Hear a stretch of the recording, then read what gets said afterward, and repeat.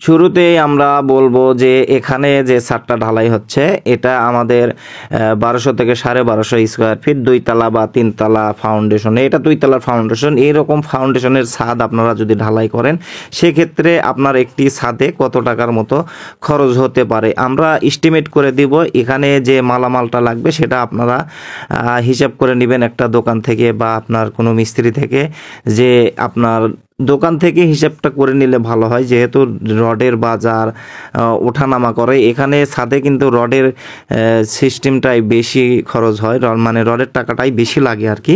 সেই হিসাবে আপনারা হিসাব করে নেবেন যে এখানে কত টাকা খরচ হবে। প্রথম অবস্থায় দেখেন আমরা যে ঢালাইটা করতেছি, এই বিম ঢালাই, আমাদের যে এখানে যে বিমটা ঢালাই করা হচ্ছে এই বিমে আমরা কয়টা করে রড দিছি এবং এখানে আমাদের কত কেজি রড লাগছে। আমাদের বিমটা আছে প্রায় এখানে 250 ফিট রানিং, মানে 250 ফিট রানিং আছে। এই 250 ফিট বিমে আমাদের যে রডটা, মানে 16 মিলি রডটা যে আমরা ব্যবহার করছি, সেই 16 মিলি রডটা আছে এখানে প্রায় 700 কেজির মতো, মানে 650 থেকে 700 কেজি, এবং রিংয়ের রডটা আমাদের প্রায় 200 কেজি লাগছে।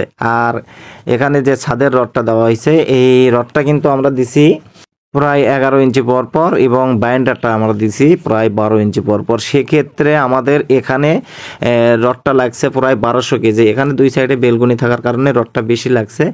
আর এখানে যে ঢালাইটা আমরা করতেছি এই ঢালাইয়ের এখন রেশিও কত, এখানে দেখেন আমরা 3.5 একে ঢালাইটা করতেছি, মানে 3.5 কড়াই খোয়া, আমাদের 1.5 কড়াই বালি এবং 1 কড়াই সিমেন্ট। মানে এই হিসাবে আমাদের যে কড়াইটা, যেহেতু সিমেন্টটা 2 কড়াই হয়ে থাকে সেজন্য আমরা কিন্তু 7 কড়াই খোয়া, 4 কড়াই বালি এবং 2 কড়াই সিমেন্ট, এই অনুপাতে যাই হোক আমরা এখানে ঢালাইটা করতেছি। এই হিসাবে যদি আমরা ঢালাই করি আমাদের প্রায় ঢালাইটা হবে 5 ইঞ্চি এবং পুরোটাই আমরা 5 ইঞ্চি ঢালাই করব। এই 5 ইঞ্চি ঢালাই যদি আমরা করি সেক্ষেত্রে আমাদের এখানে ছাদটা আছে 1200, আমরা 1240 বা 1250 এইরকম হবে আমাদের ছাদের স্কোয়ার। আমরা যদি 1250 ধরি, দেখেন এখানে কিন্তু অলরেডি আমাদের মাঝখানে 5.5 ইঞ্চি ঢালাই আছে। মাঝখানে যদি 5.5 ইঞ্চি হয় আমাদের সাইডে কিন্তু 4.5 ইঞ্চি এরকম হতে পারে, যেহেতু সাইডে কার্নিশ আছে। আর দ্বিতীয় কথা হচ্ছে এটা কিন্তু প্রথম ছাদ এবং এই ছাদটা কিন্তু হয়তো দ্বিতীয়বার বা এর উপরে কাজ হতে হতে প্রায় 10-15 বছর বা 20 বছরও লেগে যেতে পারে। সেক্ষেত্রে আমাদের কিন্তু এই ছাদটা কিন্তু স্লোপ দেওয়া হয়েছে। আর এখানে দেখেন কত সুন্দরভাবে আমরা কোদাল দিয়ে কেটে নিছি যে আমাদের জয়েন্টটা যেন অ্যাকুরেটভাবে মিলে ওঠে। 1 ইঞ্চি করে কেটে নেওয়া হয়েছে, দেখেন সেভাবে কিন্তু আমরা ঢালাইগুলো করতেছি। তাহলে আমাদের 1250 যদি ছাদ হয় সেক্ষেত্রে আমরা যদি 5 ইঞ্চি ঢালাই করি, আমরা 5 ইঞ্চি ছাদ যদি ঢালাই করি আমরা, তাহলে আমাদের যেহেতু বিম আছে সেক্ষেত্রে আমাদের এখানে খোয়াটা কত হাজার ইটের লাগবে সেটা আমি আপনাদেরকে জানাচ্ছি। যে এখানে প্রায় আমাদের 5.5 থেকে 5.5 ইটের খোয়া লাগবে, 5.5 ইটের খোয়া লাগবে। আর এখানে আমরা যে সিমেন্টটা ব্যবহার করব, মানে আমাদের সিমেন্ট কতটুকু লাগবে সেই হিসাবে যদি আমরা সিমেন্টের হিসাব করি তাহলে আমাদের প্রায় 100 থেকে 102 বস্তা বা 100 থেকে 2 বস্তা কমও লাগতে পারে, এই ধরনের মধ্যেই কিন্তু। তবে 100-105-এর মধ্যে কিন্তু আপনার কাজটা ফাইনালি হয়ে যাবে।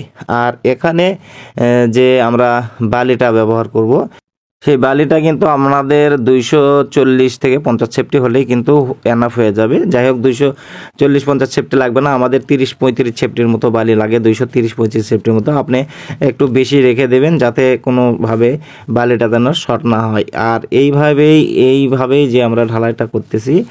আর এখানে যে আপনার সিমেন্ট, বালি, খোয়া, রড কতটুকু লাগবে সব কিছু আমি কিন্তু আপনাদের সাথে শেয়ার করলাম। আপনারা যে কোনো দোকান থেকে বা আপনার যেখান থেকে মালগুলো কিনবেন সেই হিসাব করে যদি আপনারা কিনেন তাহলে আপনার মনে হয় কাজটা হয়ে যাবে। আর যেহেতু আমরা দামটা বলতেছি না, এই কারণে আমরা যে ভিডিওগুলো ছাড়ি কে কখন কোথায় দেখে সেটা কিন্তু বলা মুশকিল। হয়তো কেউ 1 মাস আগে দেখে, কেউ 1 মাস পরে দেখে। আমরা গত মাসে এখানে যে রডটা কিনা হয়েছে এই রডের দামটা ছিল প্রায় 82 টাকা। এখন বর্তমানে এই রডের দাম 2 টাকা কমে গেছে। এটা ঢাকার রড। যাই হোক, এখন বাজার চলতেছে 80 টাকা বা 79 টাকা। এই জন্যে আমরা বলি না দামটা, যে দামটা অনেক সময় ওঠানামা করে বা এখান থেকে হয়তো বা দামটা বাড়তেও পারে বা কমতেও পারে।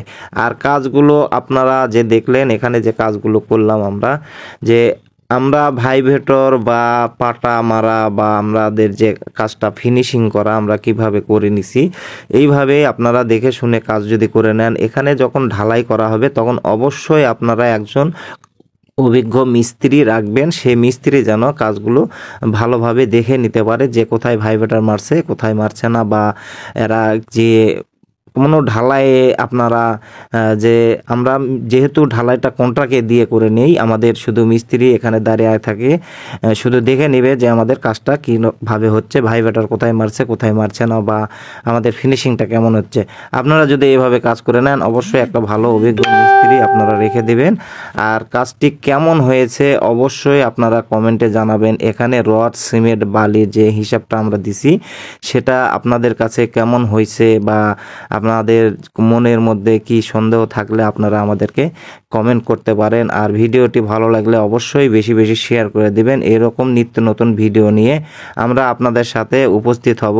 অবশ্যই আপনারা আমাদের সঙ্গে থাকবেন। যারা নতুন আছেন অবশ্যই আমাদের ভিডিওগুলো দেখে আপনারা অবশ্যই একটা সুন্দর কমেন্ট করবেন যে আমাদের কাজগুলো কেমন হয়েছে। ঠিক আছে, ধন্যবাদ সবাইকে। আজকের মতো ভিডিওটা এখানেই শেষ করে দিচ্ছি। পরবর্তী ভিডিওতে আপনাদের দেখার আমন্ত্রণ রইল। অবশ্যই ভালো থাকবেন, সুস্থ থাকবেন এবং সুন্দর থাকবেন।